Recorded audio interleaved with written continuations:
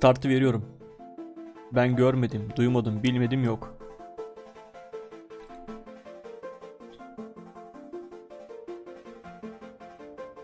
Haydi bakalım. Hazırsanız başlıyorum. Bu sefer seçimlerde durduracağım. Sen az önce beğenmiyordun. Oyunun sesi hakkında hemen bana infoyu verirsiniz.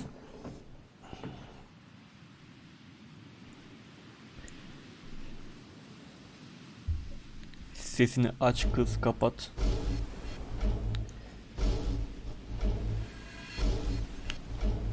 Abi orada Summer, burada Summer.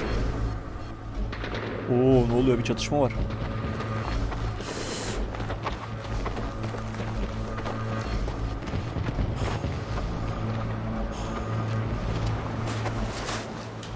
Hey, so I've done a full body cleanse on both of them. Space is sterile. Did you get blood samples for Kensington's research project? Mm-hmm. Nice work, Dr. Wakefield. So another drone. Yeah, they dropped nerve agent on their apartment block. A woman was coming home from the shops. The boy was playing with a soccer ball. What, you mean a football? Ses nasıl geliyor? Hi. I'm Amy. You're... Hello. Pleasure to meet you, Talo.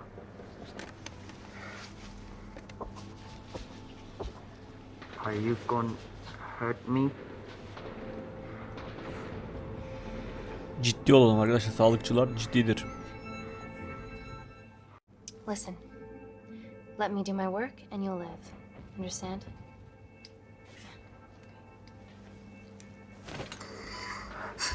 Reese, I need to administer atropine. Yeah, I didn't get a chance to restock the vials. Supply tent now!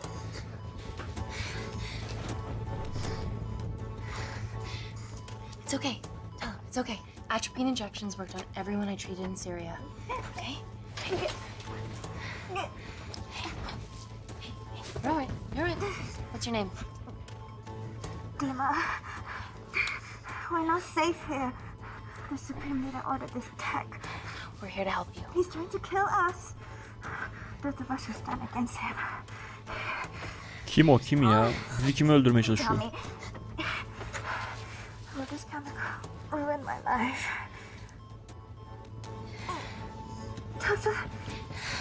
Hani şeylerde durdurmuyor hala. Şuraya da It's very geçelim. serious. You're in the best possible hands, I promise. Honesty. It's very nice to hear. Biz hep dürüstüz kardeşiz. Şunu bir daha bakalım. Seçimlerde durdur. Açık işte. Kapalı. Seçimlerde durdur. Açık, bu kadar. Seçimlerde niye durdurmuyor? Durdurmuyor hala. Neyse, durdurmuyor. Oyunun amacını biz de çözmeye çalışıyoruz. Bilmiyoruz şu an bak. Ben bu kız mıyım? Bu kızım. Ben konuşuyorum kızın yerine.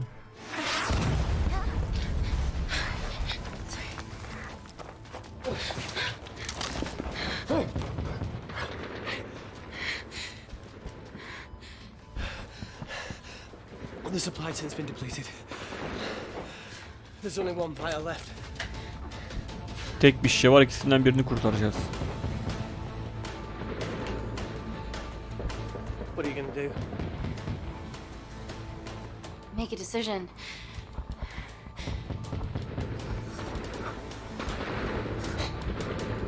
Talo'yu kurtaralım. Bu bizim Talo. Geçen oyunda evlenek mi? Erkek bence de, çünkü Talo, give me your arm. Talo, please. You have to trust me, okay? This will save your life.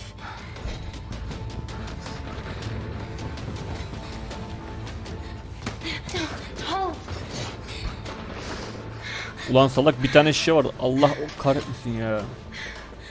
Kırdı. Kadının hayatını da kurtarınca. Seni ben... Reese. How do I save them? Reese. Reese de kaçtı gitti. Reese.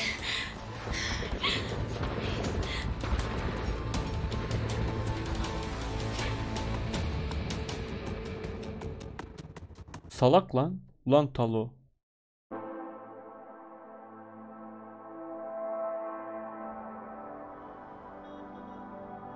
Hadi bakalım, 5 yıl sonra neler olmuş. We stand on the precipice of history. I'm Dr. Amy Tennant, and I'm here on behalf of the visionary Natalie Kensington to inform you how your investments have made that possible. Firstly, we've been using your billions for the greater good. The Kensington Corporation's relationship with Kindar has flourished since the resolution of its civil war. Our teams have been working on development projects with some of the country's top scientists. Natalie has even developed an internship program for some of the country's brightest young minds. In fact, some of our Kindarian interns are here with us today. Oh-wee! Is Kindar still a totalitarian state? Human rights violations and all that shit? Sıcak davranalım. Şimdi sunum yapıyoruz. Kindar is at peace, but your concern is understandable.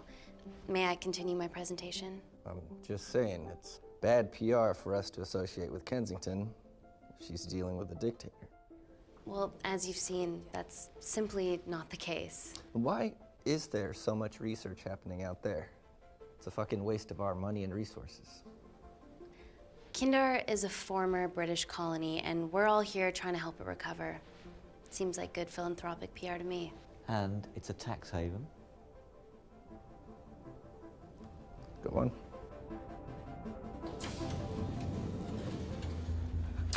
Normalde ben onun ağzına sıçardım da.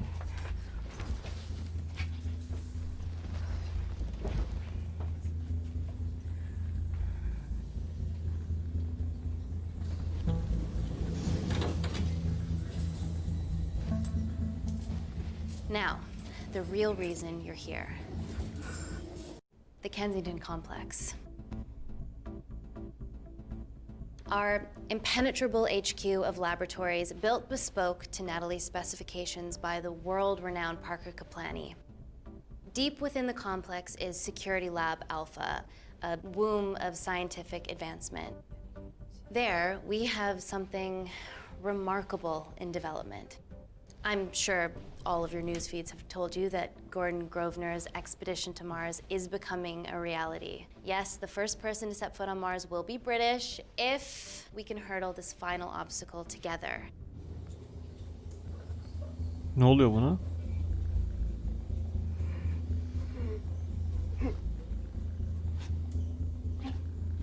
Hey, are you okay?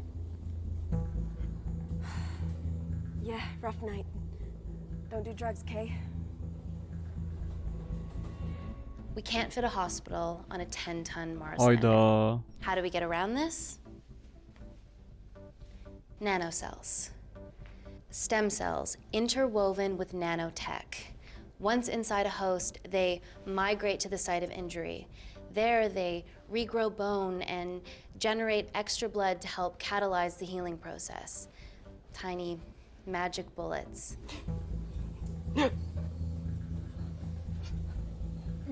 What's your problem?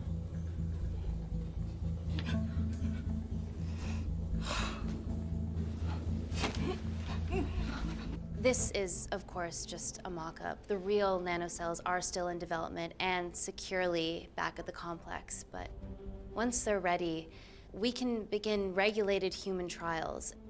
Having treated victims of chemical attacks all over the world, I know that nanocells could be miracle tech. Ne oluyor lan? Gacı zombi oluyor galiba.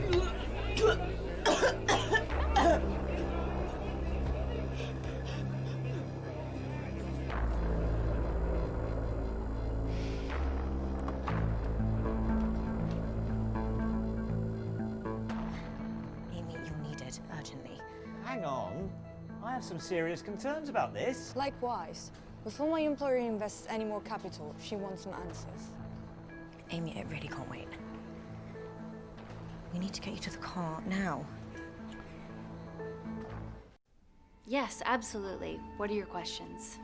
What's the catch of this miracle tech?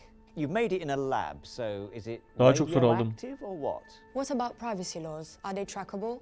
Don't worry, we're talking Hey. about genetic reprogramming here, so nothing artificial or unnatural would ever go into our consumers' bodies. Niente di naturale o artificiale, quindi non ce n'è bisogno. Amy, please, we need you now. Şu an evet öyle yaptım. Daha çok soru mu alayım? Yoksa gidelim mi? Şimdi orada bir şey var. Ölmeye çalışan biri var. Go go. Gideyim mi? O video çeken kesin gitti zaten. Herif epilepsi nöbeti. Oğlum epilepsi nöbeti öyle mi olur? Gözlerinden kan geliyor. Midesinden kan geliyor. O gitti o. Bence de gidelim. Oğlum milyar dolarlık sermayeyi bırakıp burada adamlara sunum yapıyorduk. Ortasında mı gidelim?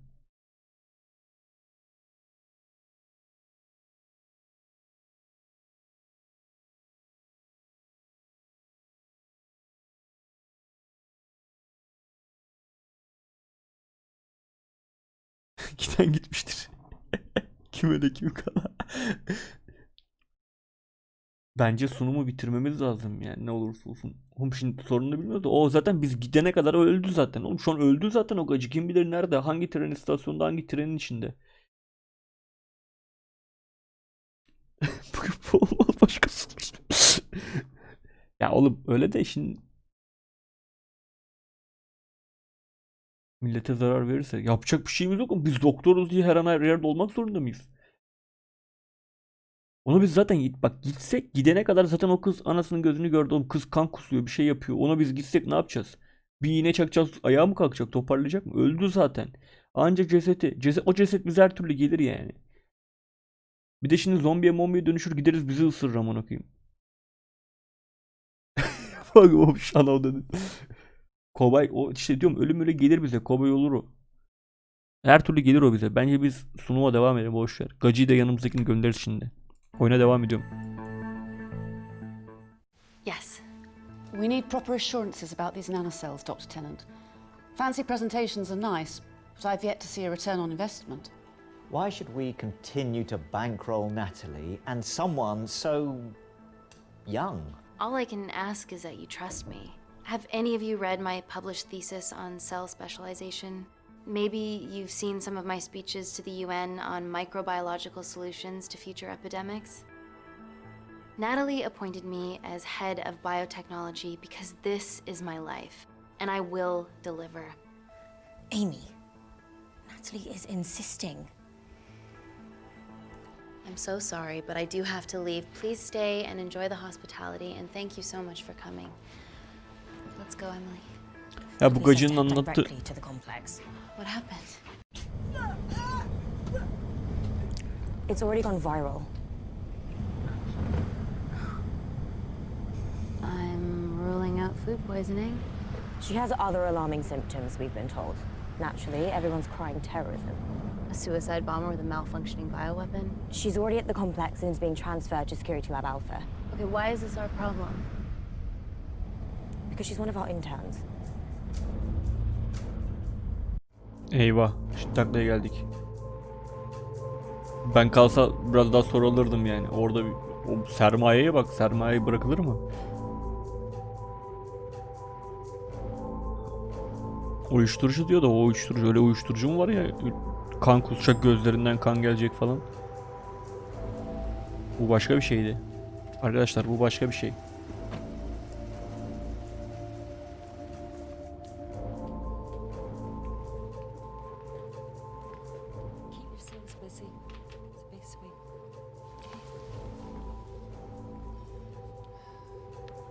Bu stajyerler ne? Aa, Buddy's our renegade. Well, the prospect of losing a friend in a strange country, I can empathise with that. Today we need all your field experience, Amy. Time to roll back the years. You can say that again. You've got to be kidding me. It's been a while, Dr. Wakefield. You got here fast. Well, there weren't any blood vomiting ladies on my tube line. Reese Wakefield. Hug. Let's walk and talk. ukala doktor geldi. Lan eski sevgilimiz yoksa bu ha. So, which legend fed the media that anthrax rumor? I need to take this. Was it her? So, do we have a name yet? Claire Mahek, she's one of us. Inside job. Now, she must be acting alone. Why else would she take the tube? Well, Uber doesn't offer a getaway car service yet, so... Look, if we consider the hysteria might actually be valid. What, terrorism? I highly doubt it. Perceptive as ever. Hey, Amy, look. I promise I didn't know you still worked here. If I did, I would have... Stayed away? Yeah, I'm sure. Look. Why are you skydiving? Or bungee jumping, or whatever it is that you were up to? Ya bir şey diyeceğim. Orada diyemedim.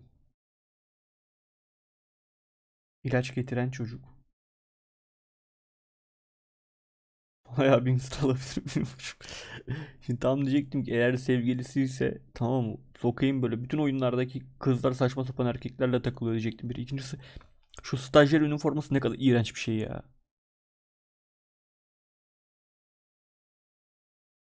Charlie'nin çikolata fabrikasını izlediniz bilmiyorum, orada Vinka Unkalar vardı ya ufak ufak. Onlar gibi duruyorlar anasını. Unka Munkalar mı? Vinka Unkalar mı? Because I'm passing through London. I checked my Twitter feed this morning, saw something I could help with. Plus Kensington wants my expertise again. Well, she already has my expertise. I'm not disputing that, nor am I apologising for the skydiving. Guy's got to live.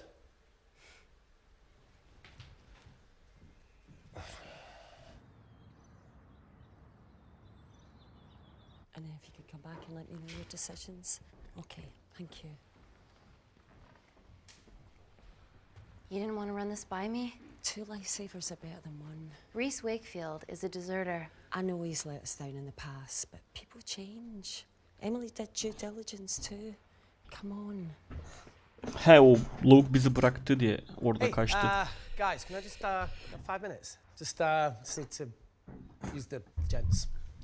Geldiğin gibi git anasını bir oka faydan olmasın. Bir dakika dur. Reis'i takip edeceğim. Please.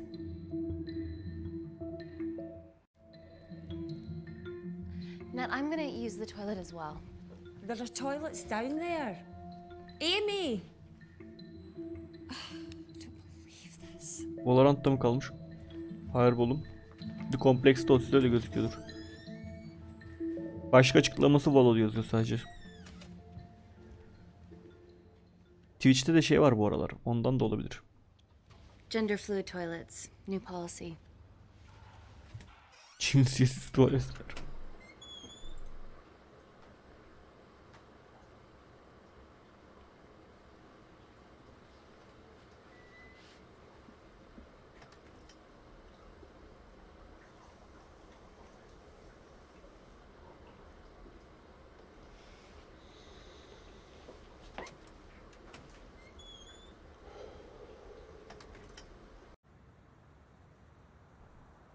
Geri zekalı mı? Boşu boşuna takip ettik. Bir şey çıkar diye takip ettim de hiçbir şey çıkmadı. Harbi geri zekalıyla çalışıyormuşuz biz zamanında da. From your assistants down in Security Lab Alpha. You should see the other guy. Security Lab Alpha.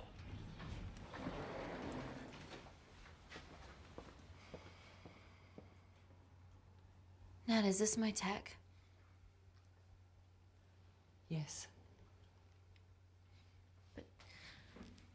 How? I mean, nothing leaves or enters the lab without us knowing about it. Emily and I will get to the bottom of that. You just get the nanocells, otherwise our life's work's gone. All of the nanocells are inside of her? It was the master batch. No duplicates were made. Good luck. Salak nano hücreleri mi içmiş? Bizim yapmaya çalıştığımız, üretmeye çalıştığımız şeyleri. Gizlice. Oh my god, you guys are serious about your fashion. Yeah, no more frumpy hazmat suits. Pressure suits? Gözlerinizi kapatın, soyunacaklar. See. Alright. Gözlerinizi kapattınız mı? Ben size anlatacağım neler olduğunu. Siz gözlerinizi kapatın.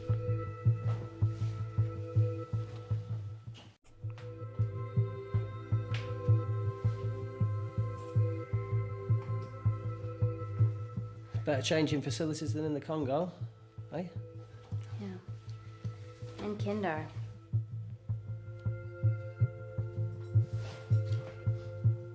O kadar da ban değil. O bunlardan ban olmaz ya.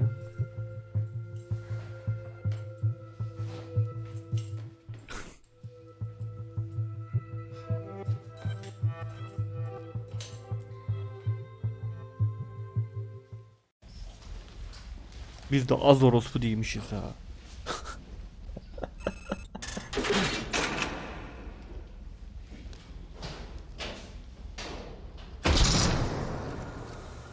We're going into space.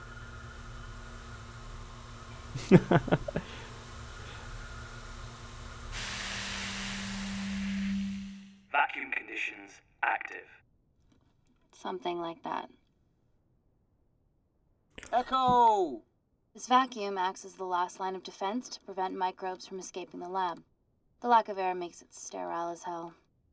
Well, that's great on a microscopic level, but it could do with some physical barriers. Oğlum uzaya mı çıkıyoruz? Ne yapıyoruz? How long have you worked here again? Duymazdan geleyim.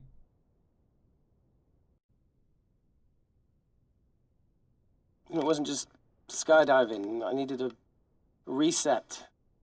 Try new things. Çok green screen olmuş be ya. Fente gireşekler az.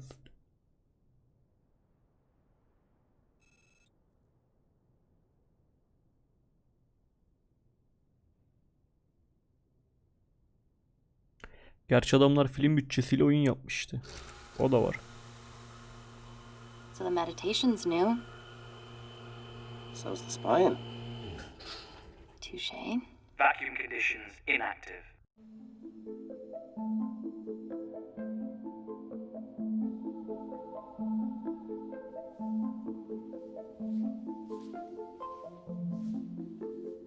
Kardeş çıplak elle çalışmayın, şurada dünyanın virüsü var ya.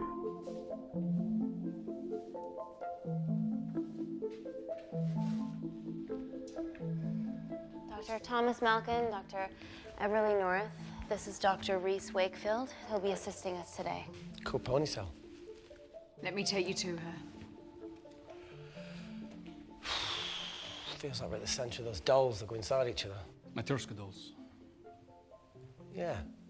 Russian, aren't they? So what's your story then, Malkin? I've wanted to assist Dr. Tennant since I saw a talk at the Plains Summit about the extracellular matrix and lattice in stem cells.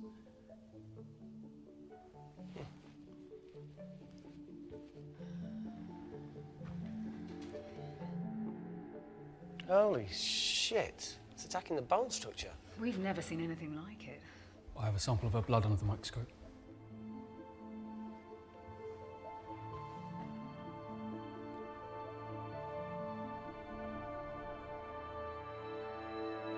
Bu ne oğlum, çok yoğun lan. Guys, this is my tech. The nanocells are inside her. But they're unfinished. There's no off switch, so they're just coursing through her body, producing excess bone and blood. But how could she have contracted them? From a spillage, maybe. They barely survive for 2 minutes once they're exposed to air, and she didn't have the authorization to access them. Someone's put them in her.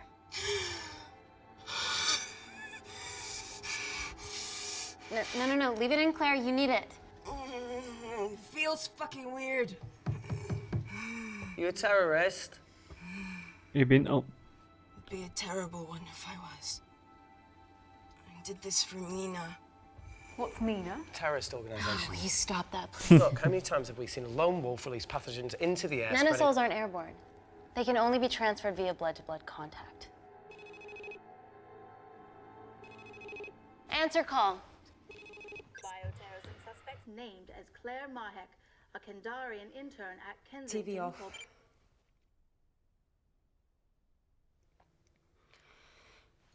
Tell me you can retrieve her nanocells. Not directly. We'd need to extract a large blood sample to keep them active. From there, I'll use that as a roadmap to recreate the master batch. Seems simple enough. She has plenty of blood to spare. Not exactly.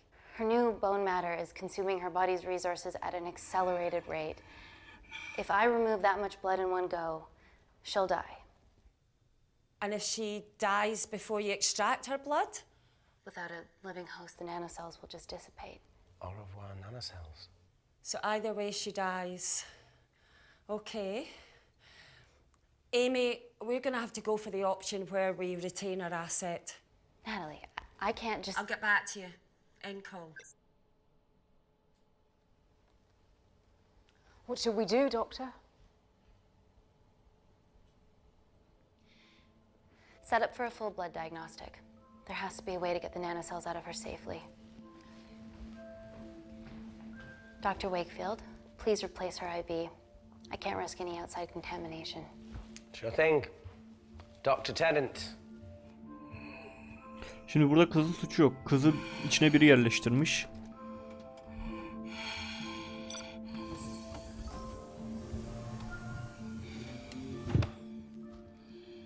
Need to replace this, okay? Don't bite me.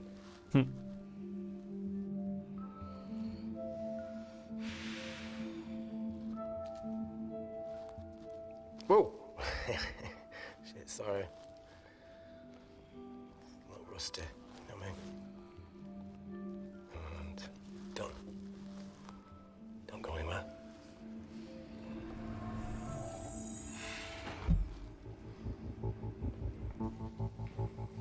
O bu teknoloji olursa dünyanın parası demek.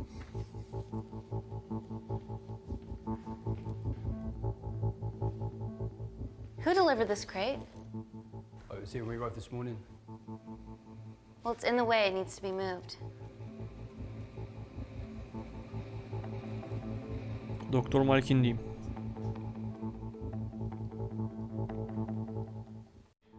Dr. Malkin, can you move this crate for me, please? Sure thing. Thank you.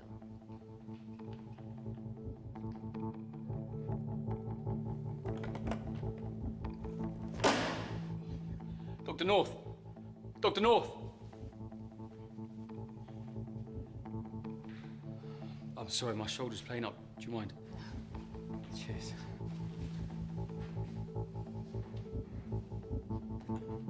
Her türlü bu gajı ölecekti galiba. Oh my God! Dr. North?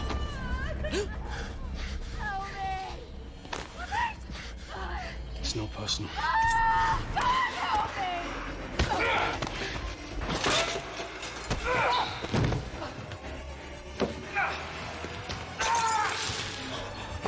Oğlum ne oluyor, ortalık karıştı. Lan nereye boşluğa yatıyorsun? Kanka şu an gelemem. Yayındayım, sonra şey yapalım.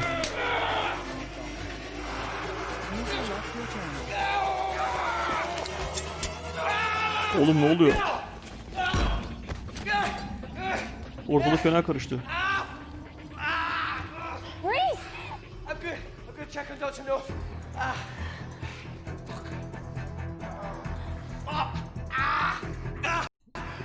Lan Reis ile ilgileneyim. I already told you to She's get... gone.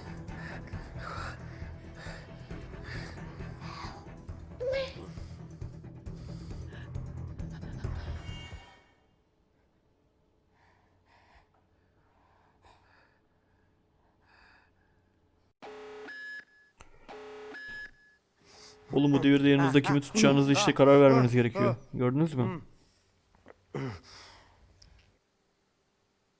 I knew there was something off about Malkin. What kind of a scientist has a fucking ponytail? Ah! Oh, thank you. You're fine. Yarım santim daha kenara gelse bu da ölebilirdi. I'm currently the safest person in this room. Good enough for me. Why are we in lockdown mode? It's detecting the poison from the acid bomb. It won't be in the air for much longer. Thanks for that. Call Natalie Kensington. Emily, where's Natalie? There's been an incident in the lab. Yeah, I can see that, and the biosecurity's kicked in. I need Natalie on the line right now. I don't care who she's with. Yeah, okay, she's in her office. I'll call you right back. End call. Vallahi birileri ölecekti zaten ya. First things first, let's get this cleaned up. Okay, ready? Mm-hmm. We'll be back in a minute, Claire. Don't go anywhere.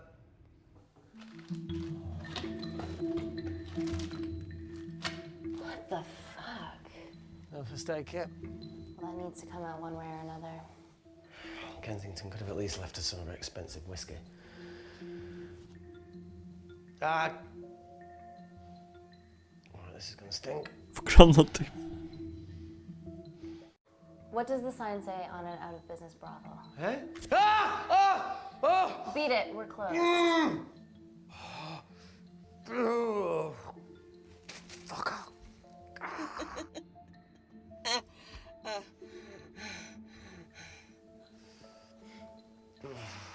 Natalie mi arkasında? Yok lan, sanmam.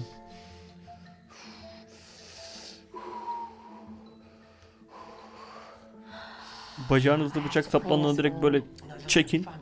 Bakın hiçbir şey olmuyor. Azıcık acıyacak sadece ama geçer hemen. Did you hear that? Yeah, what was that?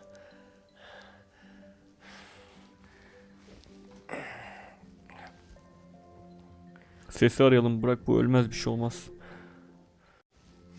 It came from the void. Here, try this on. I'm gonna go check it out. Don't go anywhere. Oh, Jesus. Welcome to the club, buddy.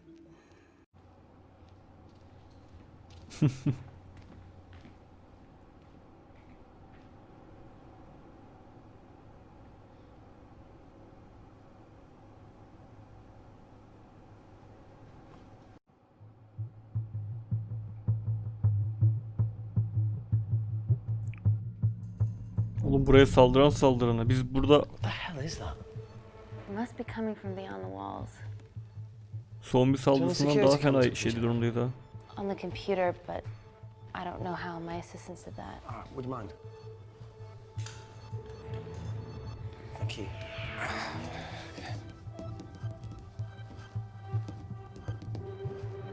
Arkadaşlar, geleceğin bilgisayara bakın. Right, got it. These are the security cameras in the void. Yakında dokunmatik böyle klavyeler olacak. Kim lan bunlar? Shit on the IRA. The cavalry? In masks? Silahlı. Rumbling though. Sound doesn't travel in a vacuum. Shit, they've deactivated the vacuum. No prizes for guessing who the brains of this operation is. God bless those security walls, eh?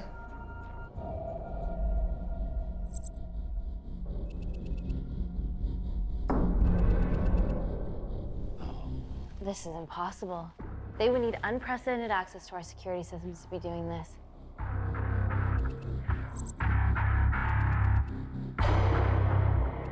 Arkadaşlar geliyorlar.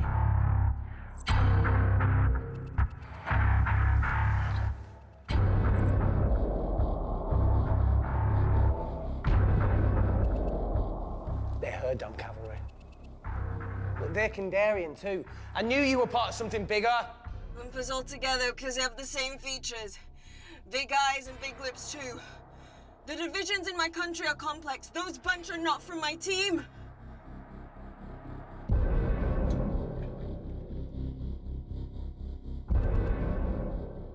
And now they're fucking with us.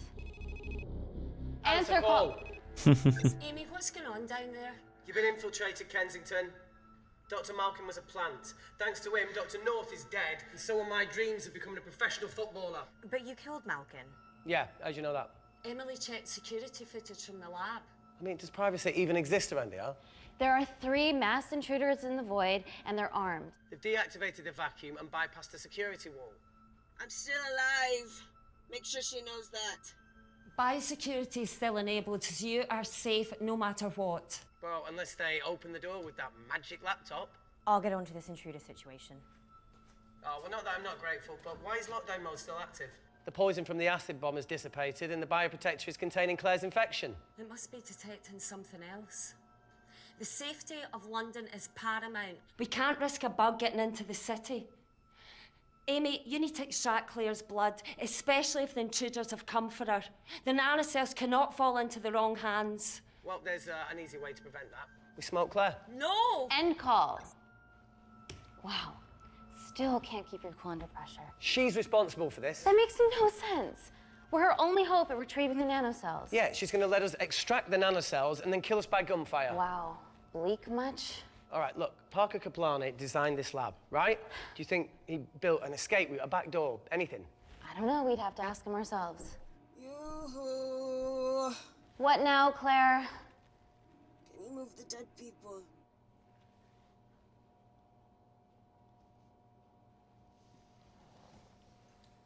now that she mentions it. Yeah.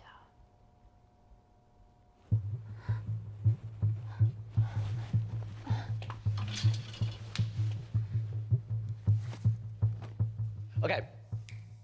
How about this one? Enough with the Natalie theories. Remember those new skills I was telling you about? Well, advanced computing is one of them. Programming, coding. Hacking? I prefer the term unsolicited browsing.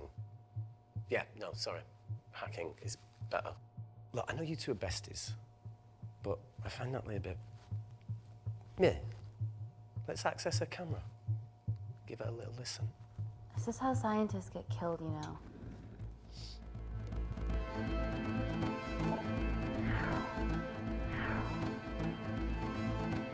Oğlum bu nasıl bilim adamı? Where did you learn to do this? If I told you, I'd have to kill you. Ready? Wait, we shouldn't... Look, she's got nothing to hide. What's the issue? We're in this together. We need to cooperate if we're going to survive.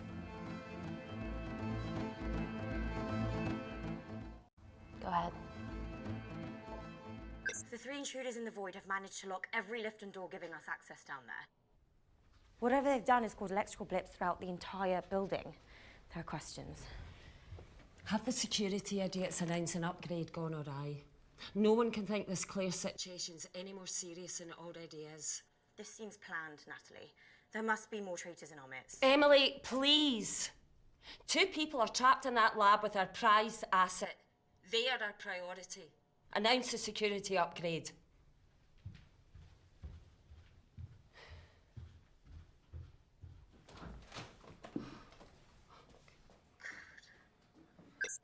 Better clear the airways in case she calls. Who could the traitors be working for? Let's ask the original.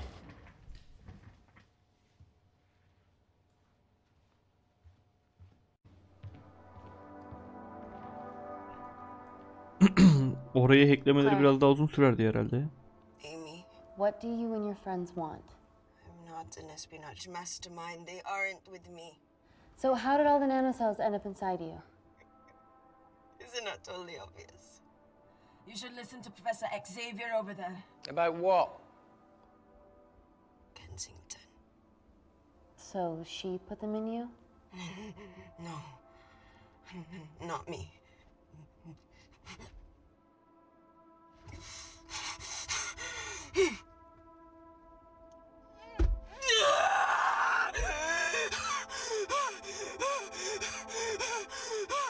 Morfin verelim oğlum.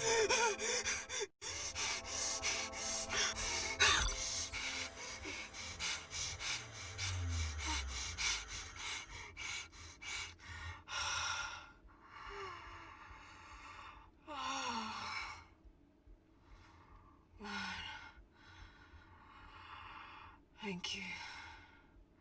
Seriously. How long have you been at the complex? A year. We've always had passing conversations on higher floors, but I don't think you remember. I always wanted to work in this lab with you. Well, here we are. Claire, come on. Just tell me what's happening so that I can help you. I got them all. Mina. Who's Mina? Claire. She's about as useful as a chocolate teapot.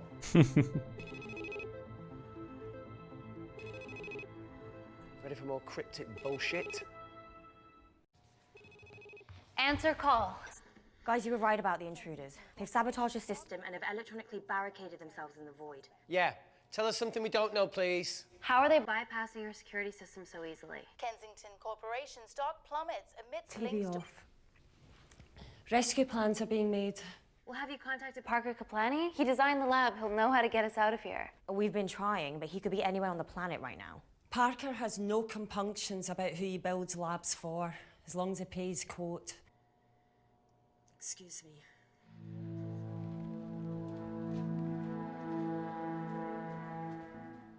Emily, wait. Please. Give us something. Help us. I'm sorry, Amy. My hands are tied. End call. Ulan var ya bunların... Whatever they're doing up there, we need to come up with some ideas of our own. Is there anything else you can do in the computer system? I can hack the communication lines, get in touch with Parker Kaplani myself. Okay, awesome. You do that. I'm gonna look for a way out of here. Are you okay? I think the air's getting stale down here. No, that's impossible. Even in lockdown mode, there's always a steady supply of oxygen.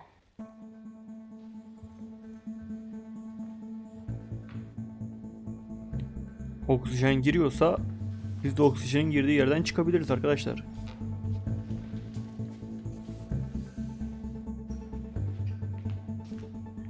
Lost something? Welcome back, Sleeping Beauty. I need something to get me past that vent cover.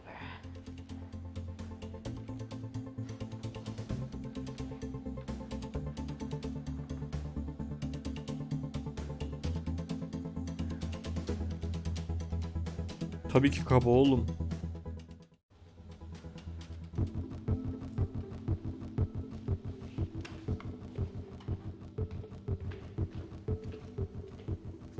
Ya onunla da Always wished I was taller.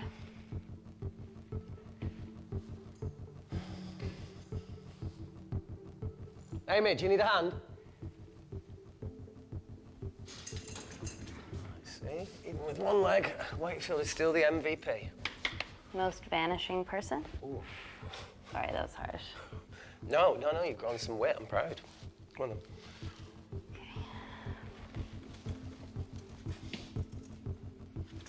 Sit. Oh, be careful. ulan bir bacağından zaten bıçak yedi, bir bacağına da gacı çıktı.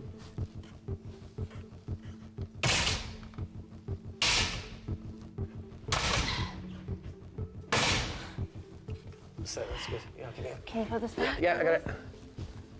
Bu da götümüze bakıyor. Got it? Yeah, I got it.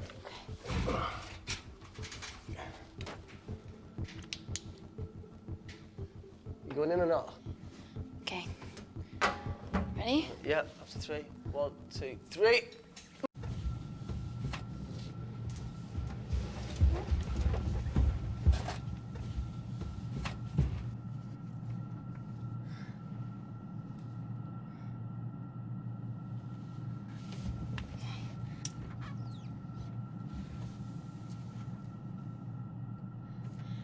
Reese, the vent continues behind the oxygen tank. Can you squeeze past it? Kasa da kasa. Only one way to find out. Temkinli olalım. Lapıs lapıs gitmeyelim.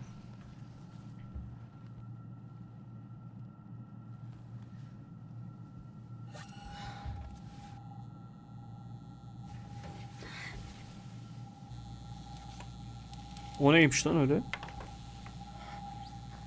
Ay burnumuzu dokunmadı inşallah.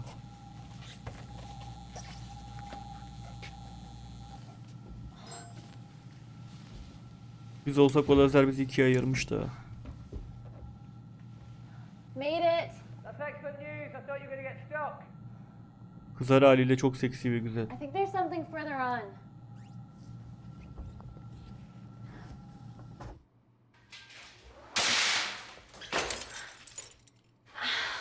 Shit.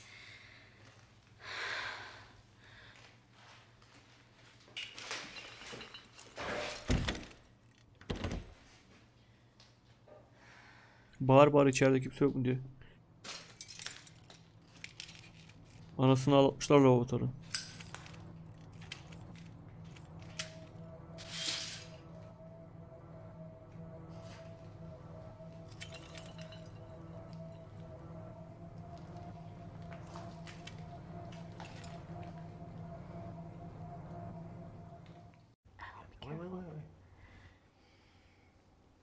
Careful.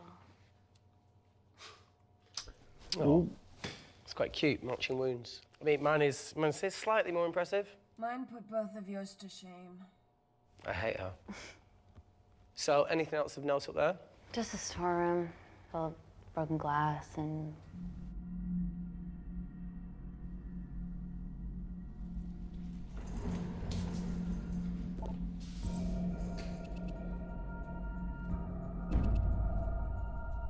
Ne yapıyor lan bu? Gerizekalı. There's only one wall left between them and the lab door. Please tell me you got hold of Parker. Negative. I got a hold of the CCTV footage from the past 24 hours. Okay. Sift through it. Açı açı see if geliyor. there's anything helpful. Roger that.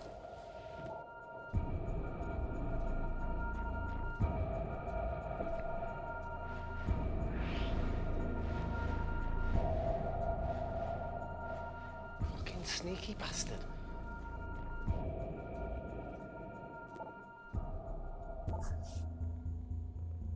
Wait. Claire got access to the lab? Was that your master batch? How did she get that level of clearance on her ID card? Wait, what were you injected yourself? Why didn't the lab shut down? The nanocells need time to diffuse in the bloodstream. I was able to get out of the complex before feeling the effects. What the fuck is she doing in the storeroom?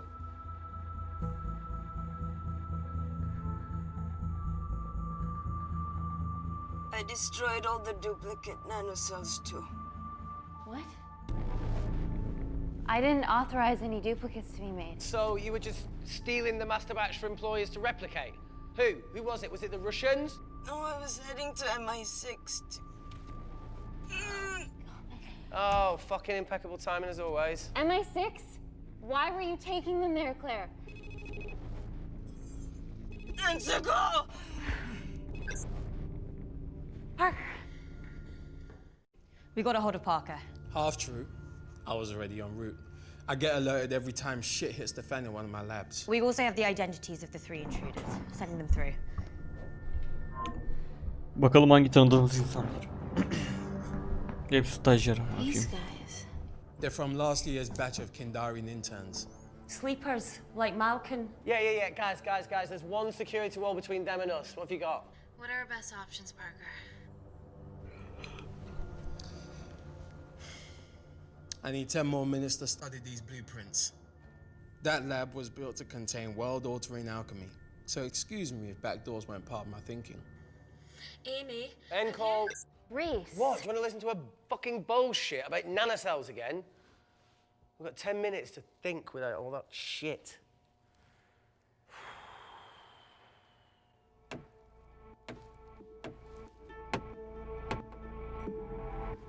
O da ne lan? Look, I didn't want to hand this over. It's not meant for you, but fuck it. You need to see the truth about Kensington and Kinda. What is it? Just watch. Onun olduğunu biliyorum da. Careful, Amy. Always.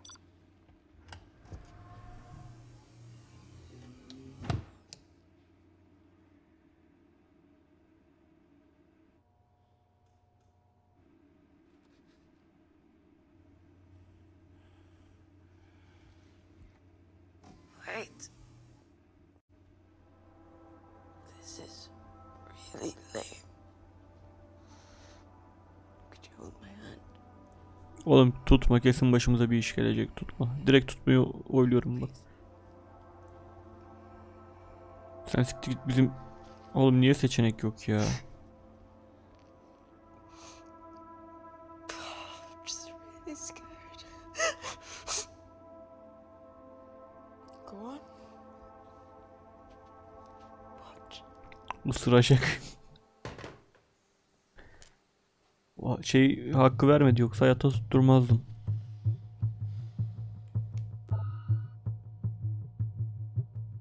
Two files. Kensington and Picnic. Which one do you want to watch? Pikniği izleyelim. forgotten the wine but remembered your phone. Typical.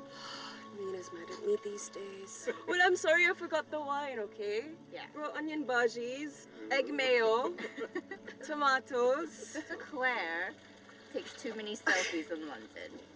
Not that much. Look, I'm showing the surroundings. Look how pretty this grass is. Come on, let's take a picture. Look at the camera. Smile.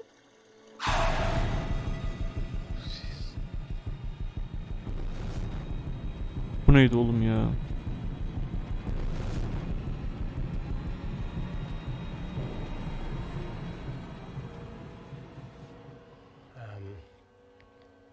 Ben de korktum. I think my mind's concluding the same thing as yours, so do you really Play it, want to watch that? please.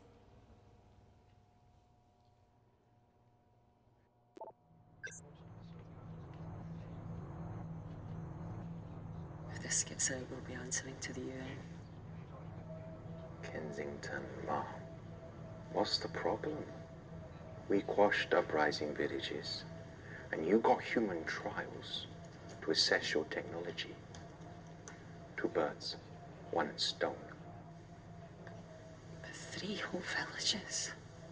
Your scientists need not know how the data was acquired.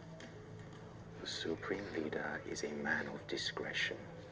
We trust you are the same.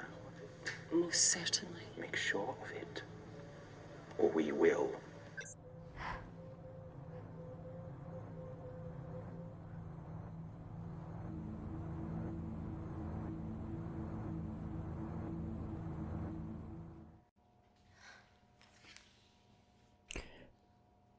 Zaten bir şekilde hain çıkacağını biliyorduk.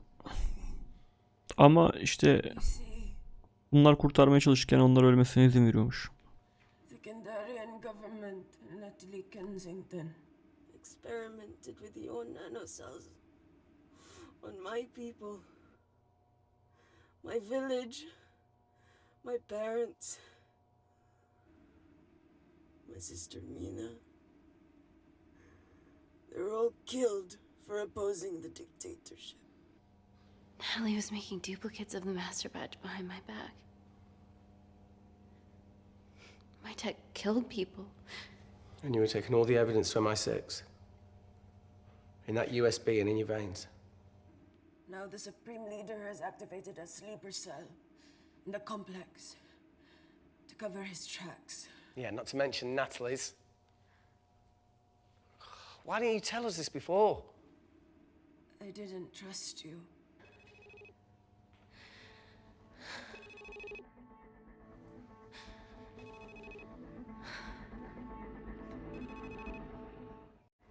Reject call. Amy, we need to take a minute and think about this, okay? I'm fine, I promise. Hey, look. I know a rash decision when I see one. You're not going to expose Natalie after what you've just seen. We need to deal with our current predicament. Plus, I really need the toilet again.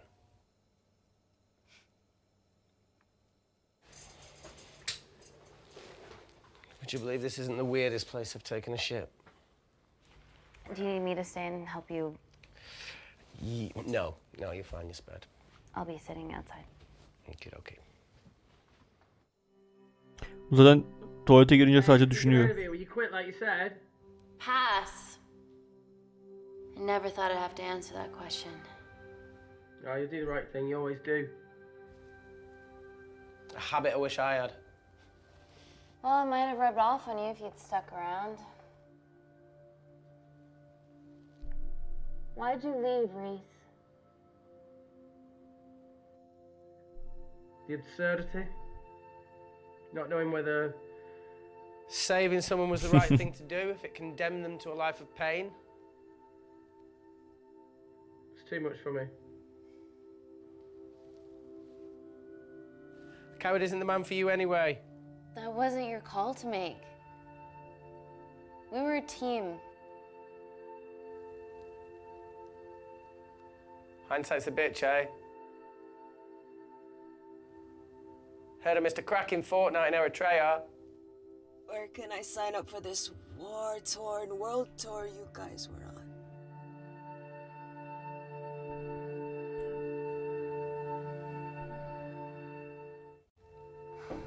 Enough with the wisecracks, Claire. Sıcak I'm in the davranalım. mood. I know how you feel, Amy. You lost people that you love. My feelings are trivial compared to yours. The sense of betrayal. Come on, give us a break. I meant Natalie. It was a dream come true, getting an internship here. A village girl from Kindar, coming to London, to work, to live, to love. Funny story. On my first day here, I was super late because I thought there was a station in the complex.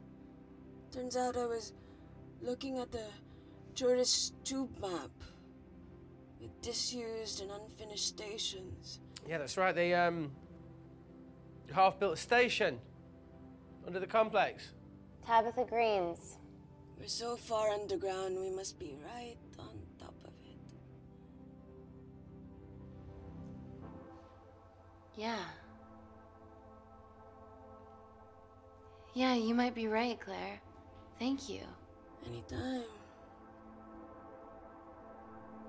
What did I say? We can't go across the void. We tried going up into the vents, but we haven't tried going down. To Tabitha Greens. You need an access point. We might have one. Reese is sitting on it.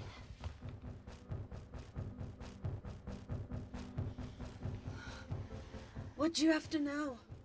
I need something that will remove the entire toilet quickly.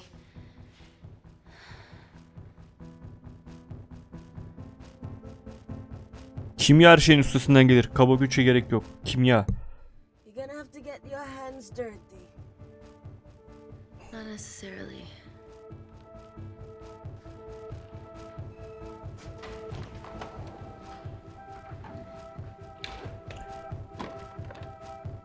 O sıçılmış boklardaki metan gazını kullanılarak bir We're at the lowest point of the bomba complex. etkisi yaratmayı Tabitha planlıyorum Greens şu an. must be right below us. Yeah, okay, Amy, but there's a toilet in the way. Not for long. Potassium. Amy. My favorite ever chemistry lesson was when the teacher put a small piece of potassium in water. Bakınız. Wanted to see what a full block would do. Ben de görmek istiyorum. Ananı sikeyim. O ne lan?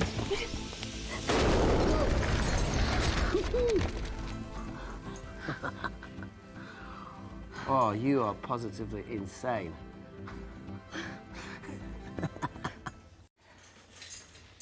So now the big question, how far below us is Tabitha Greens? Looks deep.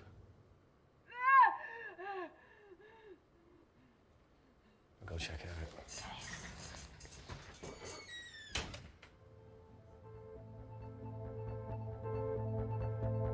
Amy'yi bırak diyor. Yok ya, önce büyük bir şey bırakalım. Hey Reese, can you help me with something?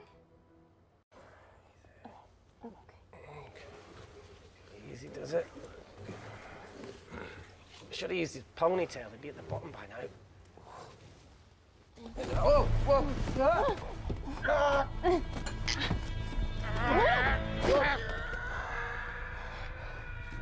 Lan kadın yaşıyormuş ya. Ah, he sounds fine. Kadın mıydı, erkek miydi o?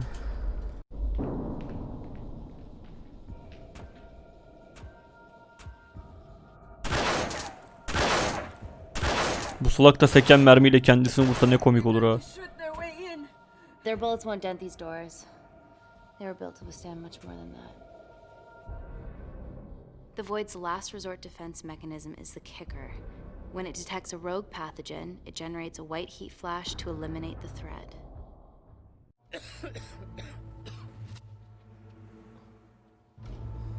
Bu da gidiyor. She's already hardwired into the system. We are fucking fucked. Answer call. Guys, the intruders are almost in, and we know why they're here. Parker, what options have we got? Enough! While Parker was accessing the lab security mainframe for bypasses, we saw records of who gained entry in the last 24 hours. Claire entered using someone User else's joined your ID channel. credentials. İsmail ses yapma şu. That's impossible. I've got my ID card Tamamdır. right here. Amy didn't help me. Hadi. I struck into her office and I copied her credentials on the User computer. disconnected You're the from your liar, channel. Natalie. You don't have a voice here, Claire. But we know about Kindar. Reese. We have proof. Lots. Nonsense. Look, the intruders are Natalie and Kindar's way of making sure that we die with their dirty little secret. We know that you hack your own security, Natalie. That's ridiculous. Yeah, your cybersecurity sucks. Even Reese hacked in easily. Reese has been hacking the system.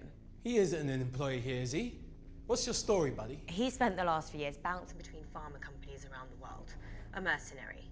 Whose side are you on, Wakefield? Suçlamayı sürdürelim. Emily, I thought you said that you did your due diligence. Slack on your part. Seriously? Our access to Kensington Corporation is only second to yours, Natalie. That's ridiculous. I'd never. Even Parker showed up unannounced. Don't drag me into this. Oh, come on. Everyone knows you work for anyone who pays your quote. All I know is that if they get in, the nanocells are gone forever. Natalie, please. Look, we aren't traitors. Help us. Stall them. Do something.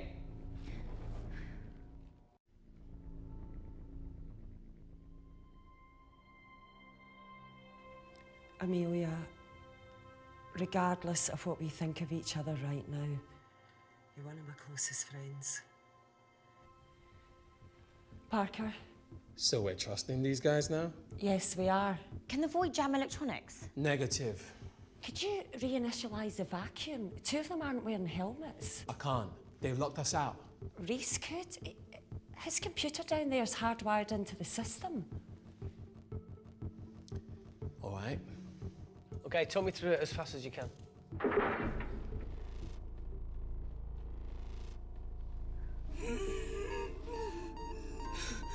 Help, Amy!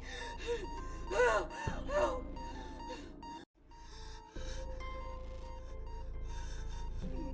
What's going on, Claire? Something wrong. My heart.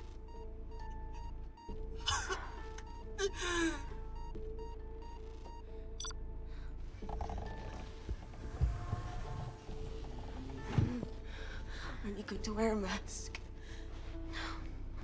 I trust you.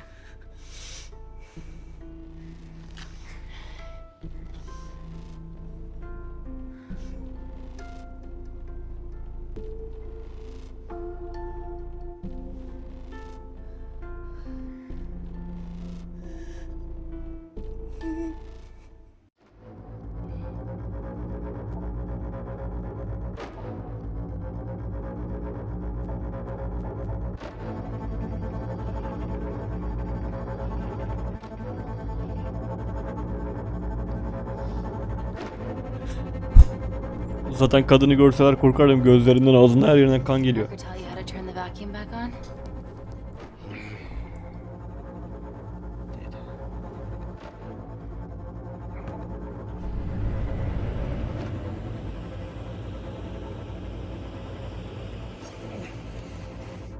Not so smug now, are ya?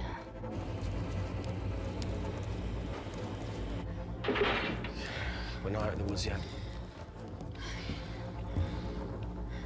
All right, they're still unlocking the door. One down, two to go.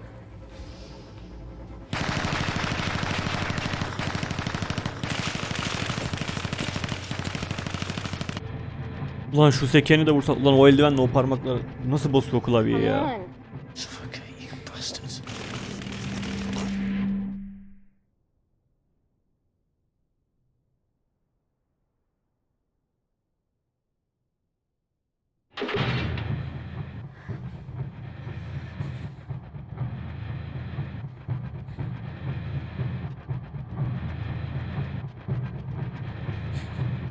Onu niye vurdu lan o? Aha.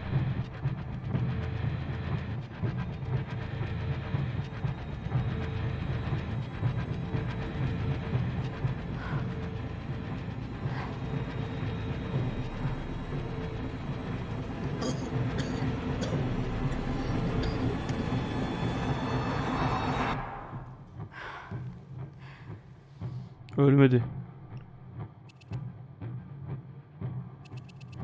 Kamera kapı açılmadı. Call Natalie Kensington. You're okay. Answer call. Oh, thank God. We saw the lab door didn't open. Good work, Wakefield. Appreciate the guidance, Parker. Thanks for the lead, Natalie. There's still an armed intruder out there. Parker, what else do you have for us? I could go full 90s internet, unplug the lab, plug it back in. That will kill lockdown mode and the vacuum for 60 seconds.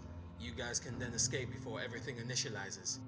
Emily has a security team poised to handle the last intruder. No, that's a shit plan. He's standing right outside the door. Fucking security team of sprinters wouldn't make it down before he wastes us. He's right, Parker. It's a calculated risk worth taking. Okay, well, when could you do this? Whenever you're When you get Claire's blood. Fuck, Natalie. Yes, I know it will kill her, but she's gonna die anyway.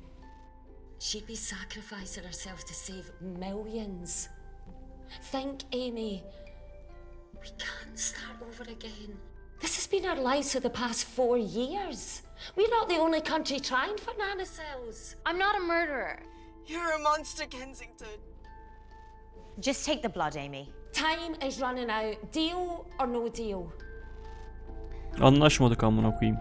Arkamdan iş çevirin. Ben üreteyim, siz satın. End call.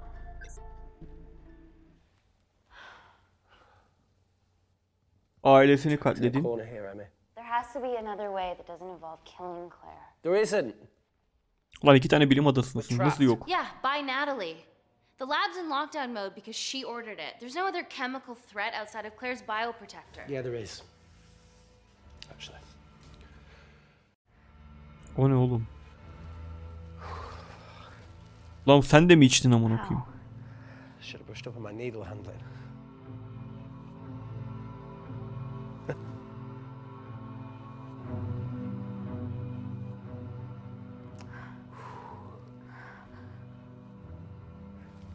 Look, this is a Mexican standoff we're going to lose.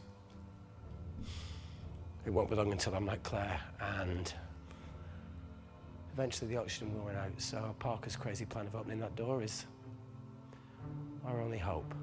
You've changed your tune. Maybe Natalie will rescue us. Yeah, you want to bet? All the evidence of her actions in Kindar is down here. The nanocells are our only leverage. Take her blood, however much you need. Oğlum burada bir saçmalık var. Kandan kana geçer diyor.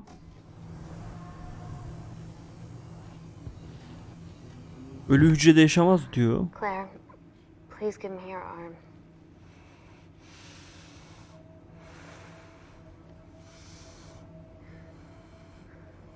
I thought you were different. Claire, your arm. Tell me honestly. Can you save me?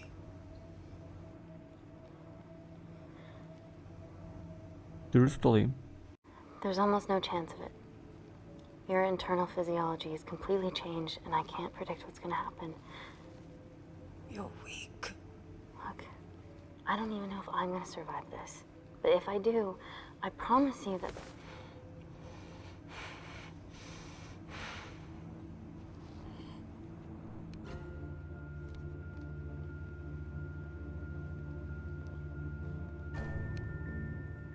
Stop! I've got enough. What the fuck are you talking about? Don't stick it in. That's what she said. Reese. Just close the bioprotector. Claire can live to fight another day.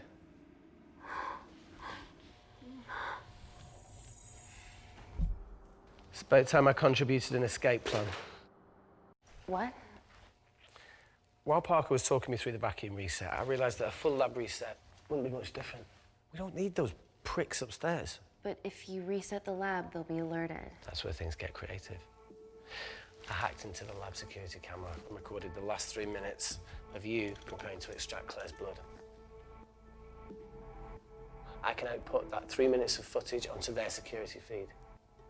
While you escape, they'll think you're following orders. How did you come up with this? saw it in a movie. Okay, but what about our last remaining obstacle outside? And why are you speaking in the second person? I'm gonna take him out. I'm infected. As soon as I step into the void, that heat flash will trigger. Reese, you've lost it. If I die in here, lockdown mode ends and he gets in. If I die out there, so does he, and you have a chance. I've been the weak link. It's time to become an asset. Just take Hemen Claire, kabul ederim. Umurumda run, değil. and save her. Come on, let's No, do no, no, this. look, I chose this, okay? And that's how you make a life. Every single choice along the way counts. I fucking hate you. Elinde eldiven, o eldiven beziyle bacağındaki yara oldu ya, iğne. Bıçak yarası. Oradan oraya bulaştı galiba o. Tam eldivende vardı ya. O sırada eleman saldırmaya başladı. Bıçaklandı, onu da orada tuttu ya bıçağı, bacağını. Oradaki kandan geçti muhtemelen.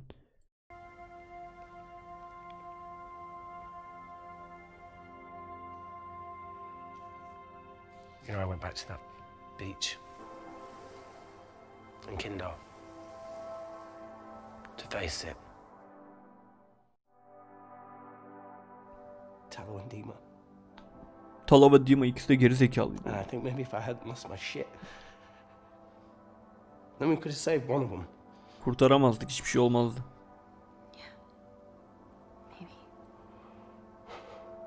Talo zaten ölmek istedi. Üzülmeyin oğlum.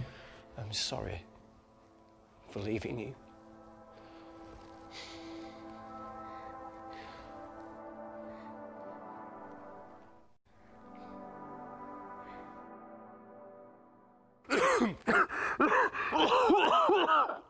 Bu doktor harbi gerizekalı ya. Hayır. Zaten adam her yerinden kan geliyor. Mother ever tell you not to kiss anyone carrying a life-threatening pathogen?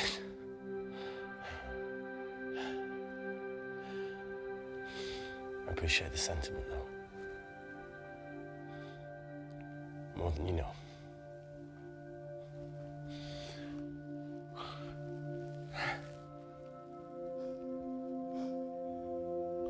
Koskoca bilim insanlarının geldiği noktaya bak ya. Wait! What is it, Claire? Switch places with me, Reese. At this stage, you have a far better chance of surviving than I do. Come on. You have all the evidence against Kensington. Make sure the world sees it. No, Claire, I'll do it. Drop it. The bioprotector will stop the lab detecting your infection, and you two can escape.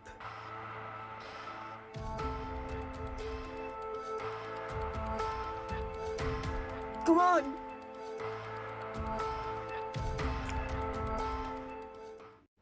I promise we'll expose Natalie, and we'll share your story with the world. Thank you. Get me the fuck out of this thing.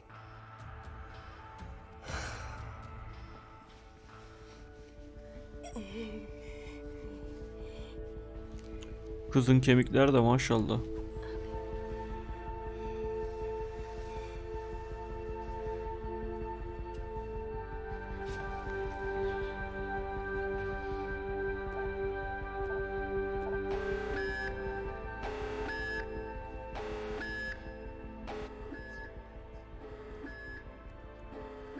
Did you do that, Parker? Orada flörtleşiyor. Ne yapacak? Hiçbir şey yapmıyor ki. Claire, thank you.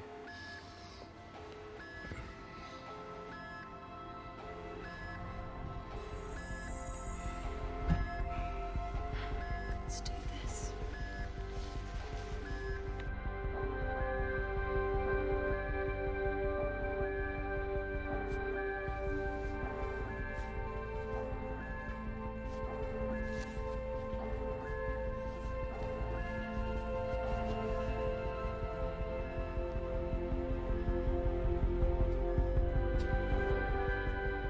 Chemical threat detected.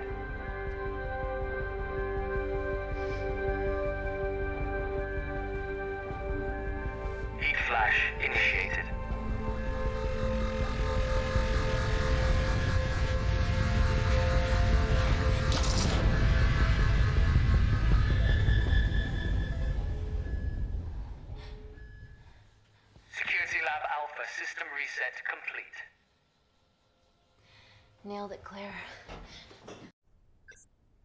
All looks good to me. Yeah. She's going to get the nanocells. Well done, Amy. I wouldn't have. What was that? Nothing?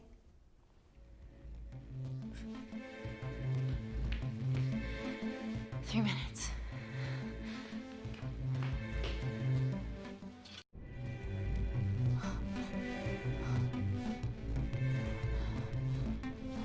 Yo, Amy, fuck that! Get a machine gun!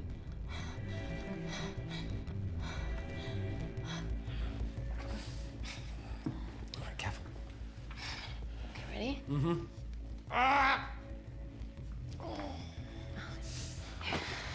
We have to change out of our lab suits. They'll draw too much attention. How bad is it?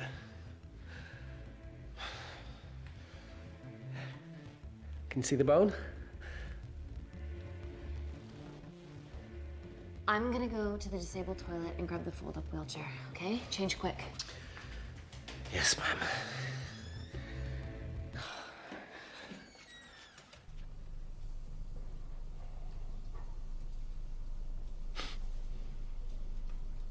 It must look like a right side.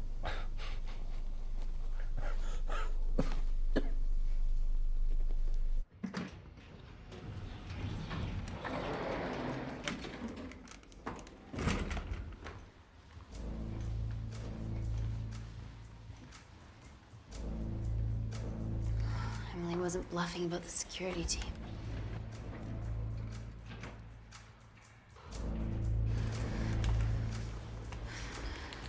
Okay, there's an exit out of the back of the building. It'll be way less guarded. Right, so what we're waiting for? Natalie's office is down there. Let's just get the fuck out of here. Yeah, let's.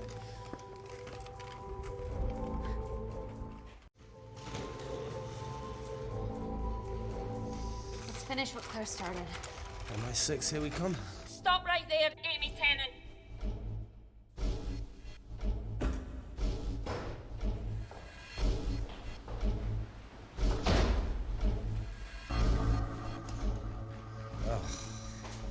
I guess 3 minutes wasn't long enough. We know Wakefield has nanocells in his system. Hand him over and this can end without bloodshed.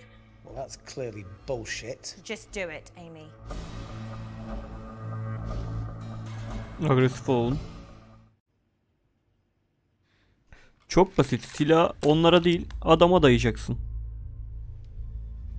If I hand Reese over, you're just gonna kill me. I won't, Amy. I'm not the monster that Claire got you thinking I am. Yeah, well, Claire, no. You just murdered her entire family. Why would he want to kill you? Only you can perfect the nanocells. I don't work for Natalie anymore. Okay, that's fine. We can extract them from Reese without you and you can walk free. Oh, come on, Amy. You're not really going to do this over a few Kandarians.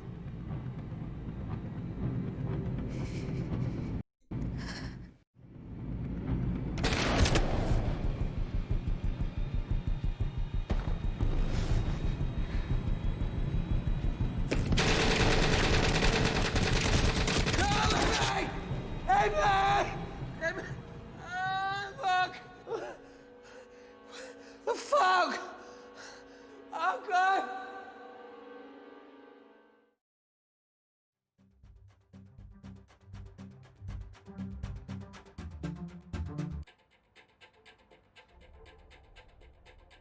Biz nasıl bir seçim yaptık? Hello, I'm Dame Natalie Kensington. Last year, Kensington Corporation Labs garnered a Nobel Peace Prize for the advancement of medical technology.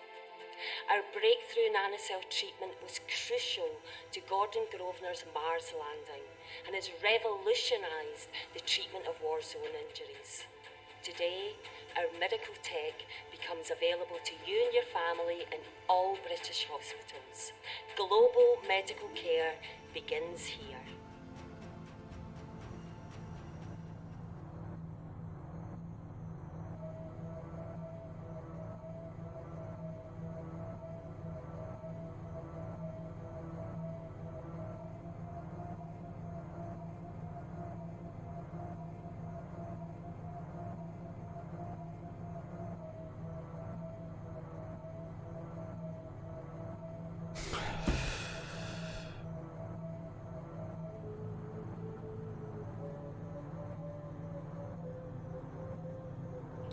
Oğlum bu oyunlar niye benim bütün böyle sonlardaki beklentimi karşılamıyor? Lan oğlum. O silahlıların bizi vurmaması gerekiyordu.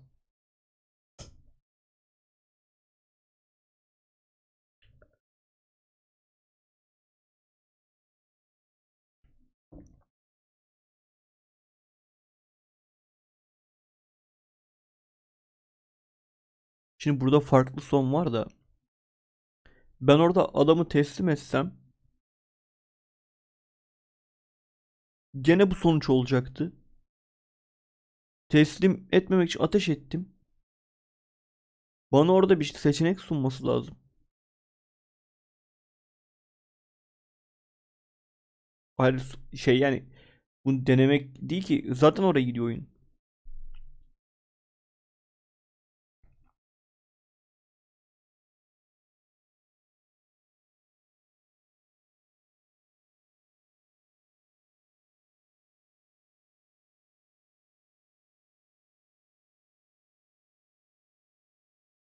Ha siktir git diyerek şey mi yaptım? Siktir git dedim vurdum işte.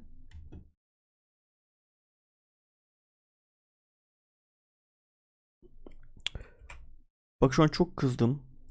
Oyunu komple kapattım. Açtım bakayım o sahneden mi gidecek?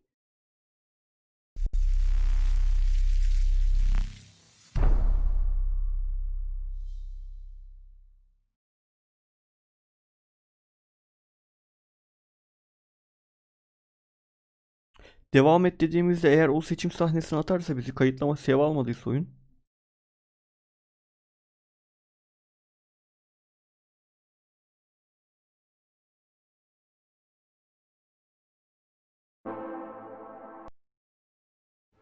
I promise we'll expose Natalie and we'll share your story with the world.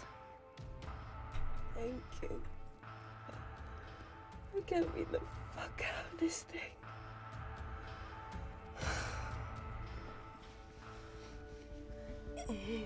Cevapla geçemiyor muyuz? Geç şu sahneleri ya. Çok geri gittik galiba bir.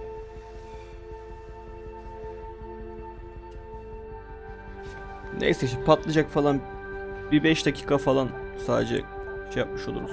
Hemen çıkacaklar zaten şimdi.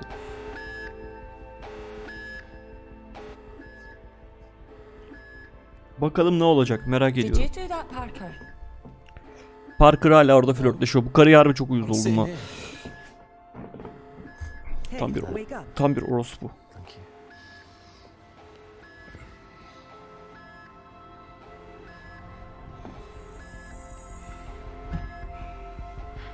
Let's do this.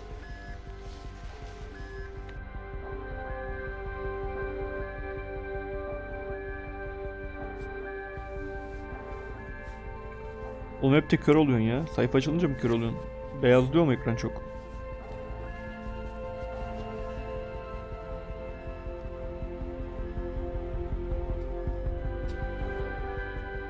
Chemical threat detected. Çok içten söyledim. Sinir etti ya beni. Heat flash initiated. O burada kör olabilir işte.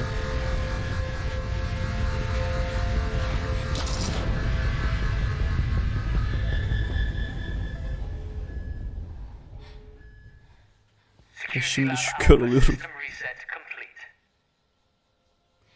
Nailed it, Claire. All looks good to me. Yeah. She's going to get the nanocells. Well done, Amy. I wouldn't have. What was that? Nothing? Baksana ne kadar şey bir... Lan böyle bir şirkette böyle bir gacının çalışması ne bileyim.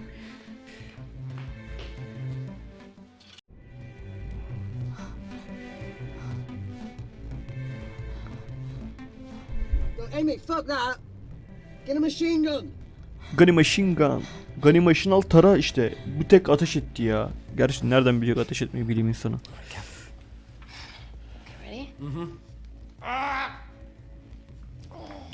Burada dikkatimi çeken bu kadının elinde parmağında kesik var. Burada bir de açıyor şeyi kontrol ediyor. Buna da zorla kendine de bulaştıracak bak. İki eliyle kontrol ediyor bak, parmağı da yara. I'm gonna go to the disabled toilet and grab the fold-up wheelchair, okay? Change quick. Yes, ma'am.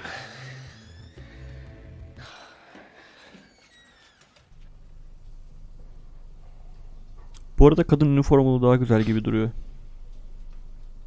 Üniformalar yakışıyor kadınlara.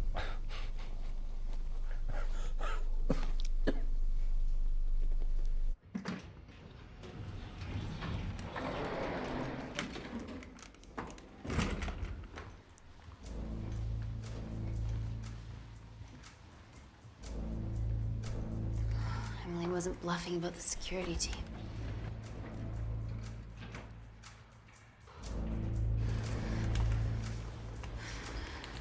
Okay, there's an exit out of the back of the building. It'll be way less guarded. Right, so what we're waiting for? Natalie's office is down there. Let's just get the fuck out of here. Yeah, let's.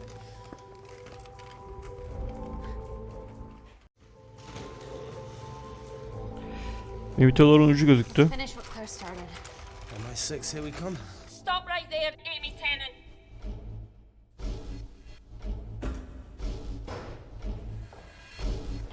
Şimdi gene aynı seçimi yapıp şu karıyı gene öldüresim geliyor. İçimdeki kin öyle geçmeyecek yani.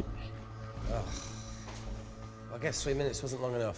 We know Wakefield has nanocells in his system. Hand him over and this can end without bloodshed. Well, that's clearly bullshit. Just do it, Amy. Agresif olalım gene burada.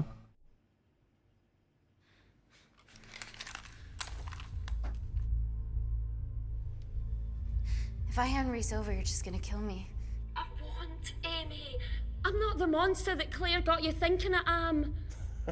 Yeah, well, Claire, no. You just murdered her entire family. Why would he want to kill you? Only you can perfect the nanocells. I don't work for Natalie anymore. Okay, that's fine.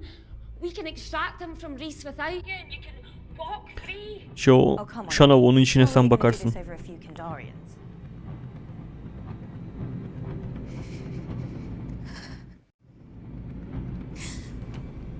İşte. I'm sorry, Reese.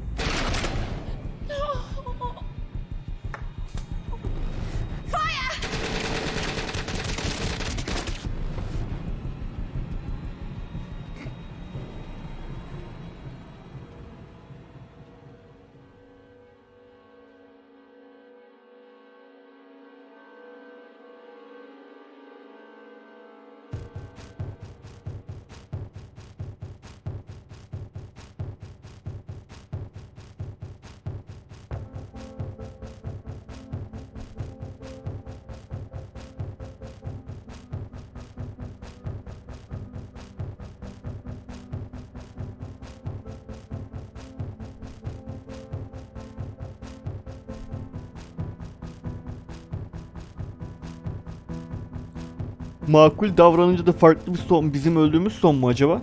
Hani merakken soruyorum.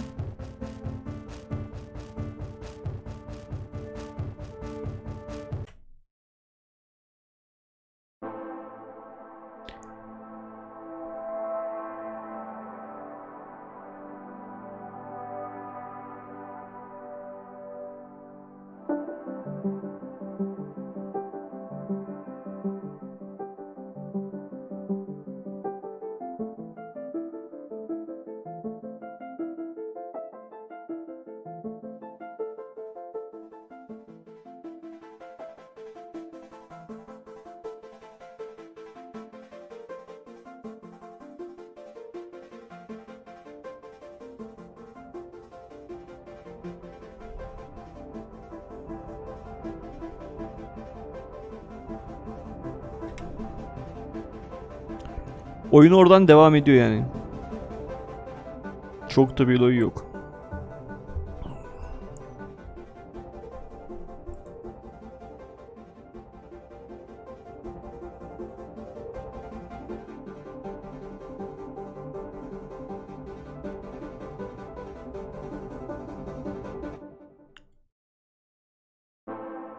Oğlum daha baştan oynamayız artık.